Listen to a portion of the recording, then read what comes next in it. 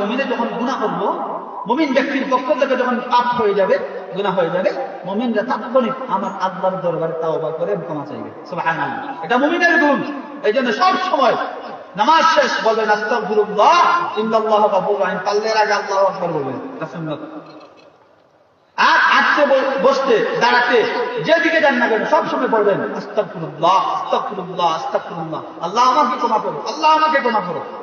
একটা দাওয়া যদি আল্লাহর দরবারে কবুল হয়ে যায়, দুনিয়া ওয়া আখিরাত সফল হয়ে যায়।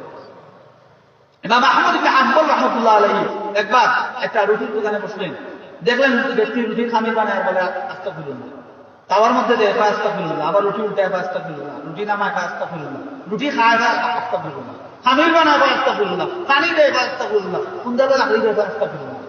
উনিও বাদ হয়ে গেলেন, বলে তুমি খালি আস্তাগফিরুল্লাহ কেন, ওয়াজুল্লাহ হননি, সুবহানাল্লাহ আলহামদুলিল্লাহ কেমন আমি। ওরা আর কথা শুনে বললে, হ্যাঁ বন্ধু ব্যক্তি, তোমাকে আমি চিনি না, তুমি জানো না আমি কে, আমি একজন সাধারণ বলছি।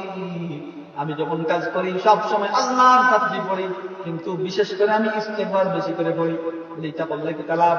বলে আমি এমন লাভ পাইলাম, এই জন্য আস্তাগফিরুল্লাহর জিকির ছাড়তে আমার মনে চায় না। সুবহানাল্লাহ। জিজ্ঞাসা করলেন কি? আমি আস্তাগফিরুল্লাহ এই তাসবিহ পাঠ করার কারণে আল্লাহ আমাকে মুস্তাজাব দাওয়া বানাই দিয়েছে, মানে আমি যা দোয়া করি আল্লাহ তা কবুল করে নেন। সুবহানাল্লাহ। তিনি বললেন, তাহলে তোমার কোনো দোয়া কিতাব বাকি আছে নি? এটা আল্লাহ কবুল করছেন না। বলে একটা দোয়া বাকি আছে। কিতাব? বলে শুনছি আহমদ ইবনে হাম্বল অনেক বড় ইমাম, মাযহাবের ইমাম, তার আবির্ভাব হয়েছে, তাই অনেক বড় প্রবীণ আলিম আল্লাহর গোলাম আল্লাহর ওলি, কান্দে পাইলে তার আত্মসমা দিলাম, মানে তার লোকে মুক্তার নামি দিলাম। আহমদ ইবনে হাম্বল চুকের পানি ছেড়ে দিয়ে বলেন, ওই দোয়াটাও তোমার আল্লাহ কবুল করে নেন। সুবহানাল্লাহ। আমি দোয়ার সামনে দাঁড়িয়ে